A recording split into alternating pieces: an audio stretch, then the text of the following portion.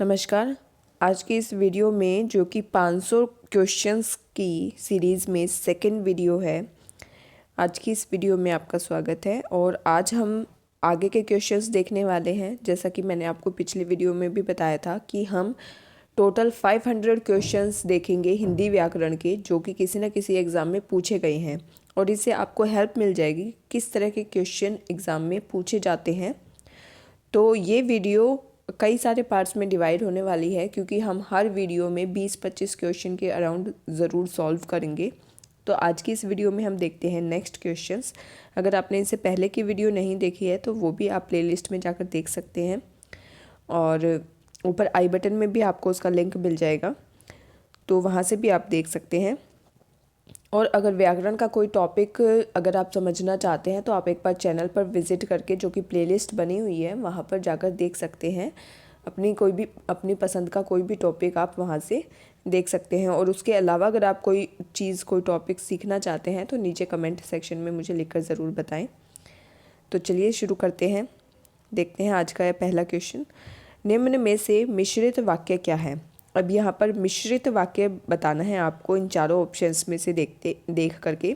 जैसा कि आपको पता है कि वाक्य रचना के आधार पर वाक्य के 3 भेद होते हैं: सरल, मिश्र और संयुक्त वाक्य। तो यहाँ पर आपको मिश्रित वाक्य ढूंढना है। तो देखिए, जो पहला वाक्य है ए ऑप्शन, वर्षा हो रही है, ये एक सरल वाक्य है। और बी ऑप्शन, मैं पढ़ता हूँ और वह खेलता है, तो ये एक संयुक्त वाक्य है। सी ऑप्शन, सुधीर पढ़ता है, ये भी एक सरल वाक्य है। और डी ऑप्शन, मैंने सुना है कि नीना पास हो गई है, ये मिश्रित वाक्य है। तो आपका जो सही आंसर होगा डी ऑप्शन होगा।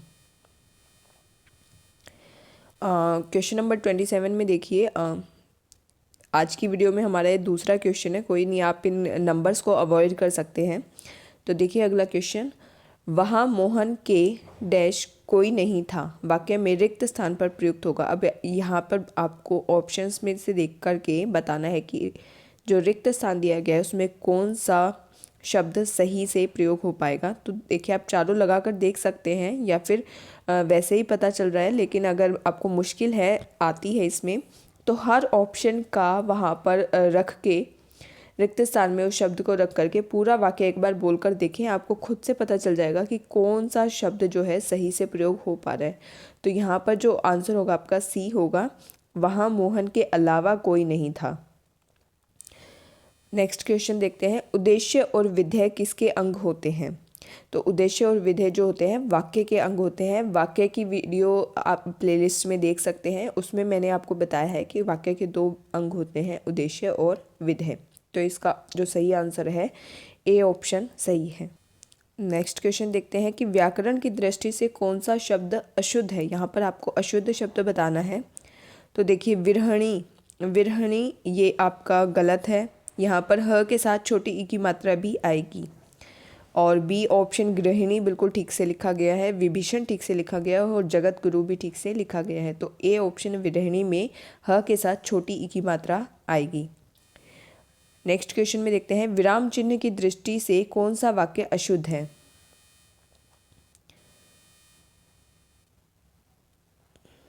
देखिए, पहला ऑप्शन, वह ईमानदार, परिश्रमी, कर्मठ और मृदुभाषी है। अशुद्ध वाक्य ढूंढना है आपको।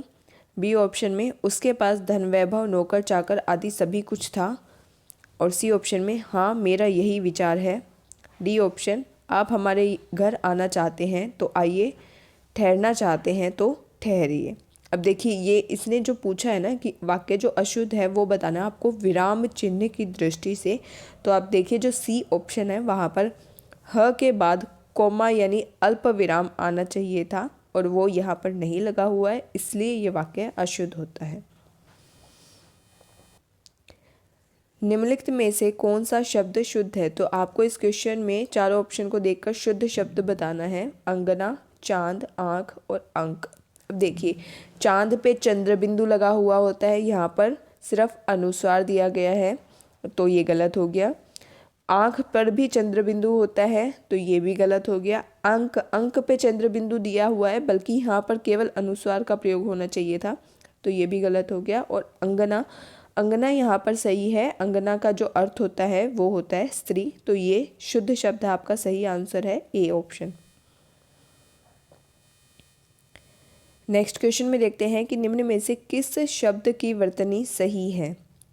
तो देखिए सन्निधि वर्तनी की कौन सा सही तरीके से लिखा गया है, तो जो डी ऑप्शन है सन्निधि, ये आपका सही तरीके से लिखा गया है, बाकी में कुछ ना कुछ गलतियां दी गई हैं। नेक्स्ट क्वेश्चन में देखते हैं, मेरे लड़के ने मेरी आज्ञा का पालन नहीं किया। वाक्य में लड़के के विषय में कौन सा विकल्प अशुद्ध है। लड़के ने आज्ञा का पालन नहीं किया, इस लड़के शब्द के लिए कौन सा जो ऑप्शन है वो गलत है, अशुद्ध है, वो बताना है। तो लड़का जो है पुल्लिंग शब्द है, ये ठीक है। करता है,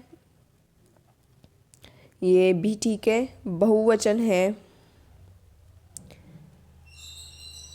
बहुवचन नहीं है यहाँ पर लड़के, जो क्योंकि वो एक वचन है। अब देखिए आप पहली बात तो ऐसे भी कुछ ऑप्शंस को एलिमिनेट कर सकते हैं। देखिए चारों ऑप्शन अगर आप ध्यान से देखेंगे तो सी में बहुवचन और डी में एक वचन लिखा गया है, लेकिन जैसा कि आप जानते हैं दोनों वचन एक साथ तो प्रयोग नहीं हो सकते, या तो बहुवचन होगा या एक वचन होगा। तो जो कन्फ्यूज़न आपको होना चाहिए ना वो सी और डी में होना चाहिए। मीन्स ए और बी तो आपका वैसे ही ठीक हो गया, और सी और डी में देखने के लिए आप यहाँ पर वाक्य को ध्यान से देखें। मेरे लड़के ने मेरी आज्ञा का पालन नहीं किया, यहाँ पर लड़के शब्द अगर अलग से प्रयोग किया जाता, जैसे अगर कोई वाक्य होता कि लड़के खेलने गए, तो वो बहुवचन होता वहाँ पर लड़के। लेकिन यहाँ पर बात की गई है कि मेरे लड़के ने मेरी आज्ञा का पालन नहीं किया, यानी एक उनका लड़का है जिसने उनकी आज्ञा का पालन नहीं किया, उसके लिए वो बताते हुए लड़के शब्द का प्रयोग कर रहे हैं। लेकिन यहाँ पर जो लड़का है वो एक वचन है, तो जो आपका सही आंसर होगा सी बहुवचन, ये आपका गलत है, अशुद्ध है, इसलिए ये ऑप्शन ना होकर बाकी तीन ऑप्शन लड़के के विषय में सही हैं कि वो पुल्लिंग है, करता है और एक वचन है।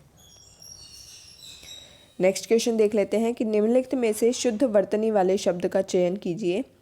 तो देखिए सारे ऑप्शंस को ध्यान से देखिए और बताएं कि कौन सा शुद्ध है। तो आपका जो बी ऑप्शन है दृष्टा, ये सही है, बाकी सब गलत है। और इन बाकी सब को शुद्ध कैसे लिखा जाएगा, तो यहाँ पर आप देख सकते हैं इनके लिखने का तरीका। नेक्स्ट क्वेश्चन हम देखते हैं, वाक्य और उसके भेद से संबंधित कौन सा जोड़ा गलत है, ये आपको बताना है। तो बच्चे नाश्ता करके विद्यालय गए, ये सरल वाक्य है, सही है।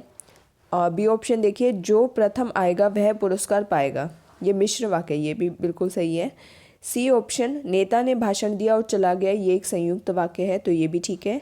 और डी ऑप्शन, लक्ष्मी गई और सोफिया आ गई, तो ये सरल वाक्य नहीं है, ये संयुक्त वाक्य है। तो आपका जो गलत जोड़ा है वो है डी ऑप्शन। नेक्स्ट क्वेश्चन में देखिए, वाक्यांश के लिए एक शब्द से संबंधित कौन सा जोड़ा गलत है। जिसका इलाज कठिन हो, दुसाध्य। जो मनुष्यता से दूर हो, अमानुषिक। जो कम खर्च करने वाला हो, अपव्ययी। जो इतिहास लिखे जाने के युग से पूर्व का हो, तो प्रागैतिहासिक। अब यहाँ पे देखिए सी ऑप्शन आपका गलत है, क्योंकि जो कम खर्च करने वाला व्यक्ति होता है उसको अपव्ययी नहीं कहते, उसको मितव्ययी कहते हैं। अपव्ययी का अर्थ होता है अधिक खर्च करने वाला, ज़्यादा खर्च करने वाला। तो आपका सी ऑप्शन यहाँ पर गलत है। विराम चिन्ह की दृष्टि से कौन सा वाक्य अशुद्ध है, अशुद्ध वाक्य आपको बताना है। विराम चिन्ह की दृष्टि से ध्यान देना है आपको। तो देखिए ए ऑप्शन में ही आपके पहले पढ़ते ही गलती निकल गई कि नहीं, नहीं कल मैं तुम्हारे घर नहीं आ सकूँगा। अब या नहीं के पीछे अल्प विराम लगा हुआ होना चाहिए, जो कि नहीं है, तो ये आपका ए ऑप्शन अशुद्ध हो जाता है। बाकी ऑप्शंस भी आप पढ़ सकते हैं। मैं क्या कहता, तो इसके पीछे प्रश्नवाचक है, ठीक है।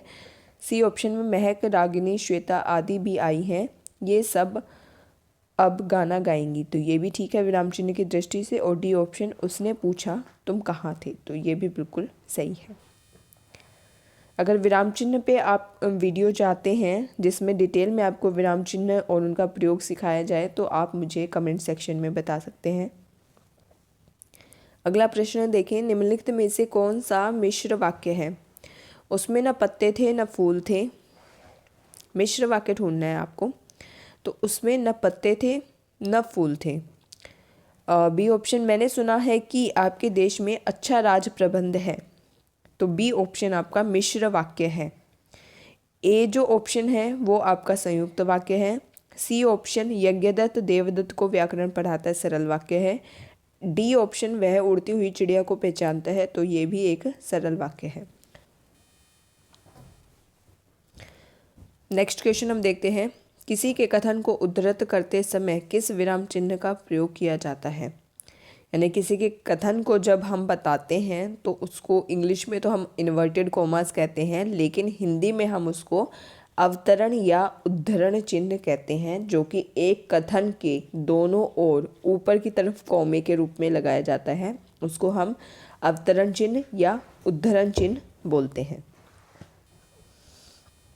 यहाँ पर आप देख सकते हैं सारे चिन्ह कौन से, विस्मयवाचक चिन्ह कैसे लगता है, प्रश्नवाचक चिन्ह, और जो ये डैश की तरह होता है इसको कहते हैं निर्देशक चिन्ह, और जो इन्वर्टेड कॉमास जिसको हम इंग्लिश में इन्वर्टेड कॉमास कहते हैं वो हमारा हिंदी में होता है अवतरण या उद्धरण चिन्ह। नेक्स्ट क्वेश्चन देख लेते हैं, सही विराम चिन्हों वाला वाक्य है। तो आपको सही विराम चिन्ह किस में लगे हुए हैं वो ढूंढना है। देखिए सारे वाक्य एक जैसे ही हैं, केवल विराम चिन्ह का फर्क है, तो वो आपको देखना है।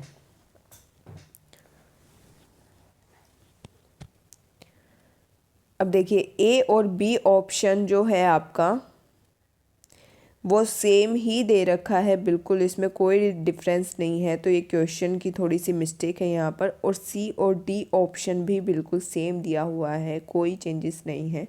तो आपका जो सही वाक्य है ना वो ए ऑप्शन, और क्योंकि बी ऑप्शन भी बिल्कुल उसके जैसा ही है, सेम, कोई डिफरेंस नहीं है, तो ए और बी ऑप्शन आपका यहाँ पर सही है। विराम चिन्ह जो दिया गया है यहाँ पर ब्रैकेट में, इसका नाम पूछा गया है, तो इसका नाम क्या है ये आपको बताना है। तो ये इसको हम कहते हैं अर्ध विराम, ठीक है। केवल कॉमा होता, ऊपर बिंदी नहीं होती, तो वो होता है हमारा अल्प विराम, लेकिन इसको हम कहते हैं अर्ध विराम। नीचे आप कुछ विराम चिन्ह देख सकते हैं, आई होप आपको थोड़ा सा समझ आएगा। क्लियर नहीं है ये पिक, लेकिन फिर भी कोशिश कीजिए कि देखिए अर्ध विराम जो होता है ऊपर एक बिंदी नीचे कोमा, अल्प विराम केवल कोमा को कहा जाता है, पूर्ण विराम पीछे पूर्ण विराम लगाने को, पीछे डंडा लगाने को, एक खड़ी पाई लगाने को हम पूर्ण विराम कहते हैं। योजक जो दो शब्दों के बीच में एक डैश का काम करता है ना, वो होता है योजक चिन्ह हमारा। निर्देशक चिन्ह होता है जो एक डैश की तरह ही होता है, लेकिन उसके आगे वो दो शब्दों के बीच में ना लग करके उसके आगे कुछ बताया जाता है, निर्देश दिया जाता है। विवरण चिन्ह होता है पहले दो बिंदी लगा के उसके आगे हम छोटा सा निर्देशक चिन्ह लगाते हैं, उसको हम बोल देते हैं विवरण चिन्ह। प्रश्नवाचक चिन्ह आपको पता ही है। और हंस पद चिन्ह ये होता है ऊपर एक छोटा सा, हम इसको क्या कह सकते हैं, ब्रैकेट की तरह बोल सकते हैं हम, एक ऊपर की तरफ ये लगता है। इसका मतलब होता है कि वहाँ पर अगर हम कुछ अलग से हमारा छूट गया है किसी वाक्य में कुछ लिखते हुए, तो हम ऐसा हंस पद चिन्ह बना कर के ऊपर उसके वो शब्द लिख सकते हैं। नेक्स्ट क्वेश्चन देखिए, किसी कठिन शब्द को स्पष्ट करने के लिए किस विराम चिन्ह का प्रयोग होता है। ठीक है, स्पष्ट करने की बात आ रही है तो कौन सा चिन्ह प्रयोग होगा, विवरण चिन्ह, कोष्टक, निर्देशक या उपविराम। तो किसी कठिन शब्द को स्पष्ट करने के लिए हम कोष्ठक का प्रयोग कर सकते हैं और उस कोष्ठक में उस कठिन शब्द का अर्थ लिख सकते हैं। नेक्स्ट क्वेश्चन देखते हैं, निम्नलिखित वाक्य में एक विराम चिन्ह का लोप है, वह विराम चिन्ह कौन सा है ये बताना है। तो वाक्य जो है इसमें आपको ध्यान से पढ़ें और बताएं कि कौन सा विराम चिन्ह का यहाँ पर लोप है। तो आप एक ऐसे मनुष्य की खोज कराइए, अल्पविराम, जिसने कभी दुख का नाम न सुना हो। इसके बाद देखिए पूर्ण विराम आना चाहिए था और इन्वर्टेड कोमास बंद होना चाहिए था। तो यहाँ पर हमारा जो ऑप्शन होगा डी ऑप्शन बिल्कुल सही है कि पूर्ण विराम नहीं है। अगला क्वेश्चन देखिए, गौरव गाथा, इन दोनों शब्दों के बीच में लगा चिन्ह क्या कहलाता है। गौरव और गाथा के बीच में ये जो चिन्ह लगा है इसको हम कहते हैं योजक चिन्ह। नेक्स्ट क्वेश्चन है कि आकाश पाताल के बीच लगने वाला जो चिन्ह है आकाश पाताल के बीच, इसको हम योजक चिन्ह कहते हैं, जो मैंने इससे पहले वाले क्वेश्चन में भी आपको बताया। तो सी ऑप्शन आपका सही है। नेक्स्ट क्वेश्चन देखिए, साकेत एक महाकाव्य है में किन दो विराम चिन्हों का प्रयोग हुआ है, ये बताना है आपको। तो पहला जो विराम चिन्ह है आपका, देखिए एक तो पूर्ण विराम, सारे ऑप्शंस में पहले नंबर पर पूर्ण विराम दिया हुआ है, तो पूर्ण विराम तो लगा ही हुआ है। देखिए है के पीछे पूर्ण विराम है, तो ये आपका सही है। लेकिन साकेत के साथ ये जो दिया गया है विराम चिन्ह, इसको हम क्या कहते हैं, तो इसको हम कहते हैं उद्धरण चिन्ह। तो डी ऑप्शन आपका बिल्कुल सही है। नेक्स्ट क्वेश्चन देखते हैं, शुद्ध शब्द है, शुद्ध शब्द बताना है। इसे पिछली वाली वीडियो में भी सेम क्वेश्चन आया था, और ये उज्ज्वल कैसे लिखा जाता है ये काफ़ी बार पूछा जाता है एग्ज़ाम में, काफ़ी बार ये रिपीट होते हुए मैंने खुद देखा है इसको। तो शुद्ध शब्द है उज्ज्वल, और उज्ज्वल में आपको ध्यान रखना कि दोनों ज जो होते हैं, दोनों ज आदि होते हैं। शुद्ध वाक्य बताना है आपको यहाँ पर इस क्वेश्चन में। तो चारों ऑप्शन देख लीजिए। ए ऑप्शन, मुझे केवल 10 रुपये चाहिए। बी ऑप्शन, मुझे केवल मात्र 10 रुपये चाहिए। तो देखिए केवल और मात्र दोनों एक साथ नहीं आ सकते, तो ये गलत हो जाता है। सी ऑप्शन, मुझे केवल 10 रुपये चाहिए। अब देखिए ए ऑप्शन और सी ऑप्शन इन्होंने यहाँ पर सेम दे रखा है, मुझे केवल 10 रुपये चाहिए। तो इस तरह की भी अगर मिस्टेक आपके सामने एग्ज़ाम में आती है, किसी क्वेश्चन में आती है, तो वो क्वेश्चन की ही मिस्टेक होती है, उसके मार्क्स बाद में एडजस्ट कर दिए जाते हैं। अगर इस तरह की कोई भी दिक्कत आती है तो या तो मार्क्स दोनों को मिल जाते हैं, जो ए ऑप्शन और सी ऑप्शन दोनों अगर ठीक करते हैं तो उनको मार्क्स दे दिए जाते हैं। तो कुछ भी करके वो टेक्निकल इशू होता है, कई बार प्रिंटिंग मिस्टेक होती है, तो वो उसके एडजस्ट हो जाते हैं बाद में ना। तो डी ऑप्शन में देखिए, मुझे मात्र 10 रुपये केवल चाहिए। तो जैसे मैंने आपको केवल और मात्र दोनों एक साथ नहीं आ सकते, मैंने आपको बताया, तो आपका बी ऑप्शन और डी ऑप्शन तो गलत हो जाता है। ए और सी आपके दोनों बिल्कुल सेम है, तो दोनों में से आप जो भी आंसर लगाएं आपका सही ही होगा। नेक्स्ट क्वेश्चन देखिए, इच्छावाचक वाक्य का उदाहरण बताना है आपको। इच्छावाचक वाक्य, ए ऑप्शन, मोहन कल जाएगा, तो ये विधानवाचक वाक्य है। बी ऑप्शन, आपकी यात्रा मंगलमय हो, ये इच्छावाचक वाक्य है। सी ऑप्शन, कल कौन आया था, तो प्रश्नवाचक वाक्य है ये। और डी ऑप्शन, वह घर पहुंच गया होगा, तो ये एक संदेहवाचक वाक्य है। तो यहाँ पर जो आपके इच्छावाचक वाक्य का उदाहरण है वो है बी ऑप्शन। तो ये तो था आज की वीडियो, जिसमें आपने देखे कुछ क्वेश्चंस। इसके अगली वीडियो भी जल्दी लेके आऊँगी आपके लिए, और इस 500 क्वेश्चंस की सीरीज़ को हम कंप्लीट करेंगे। तो आई होप आपके लिए ये वीडियो थोड़ी सी लाभदायक रहेगी, आपको इससे हेल्प मिलेगी ये जानने में कि आपके एग्ज़ाम में किस तरह के क्वेश्चन पूछे जाते हैं। अगर आप कोई भी टॉपिक सीखना चाहते हैं तो आप मुझे कमेंट सेक्शन में लिखकर बता सकते हैं। वीडियो देखने के लिए धन्यवाद, और चैनल पर नए हैं तो सब्सक्राइब ज़रूर करें। Thank you.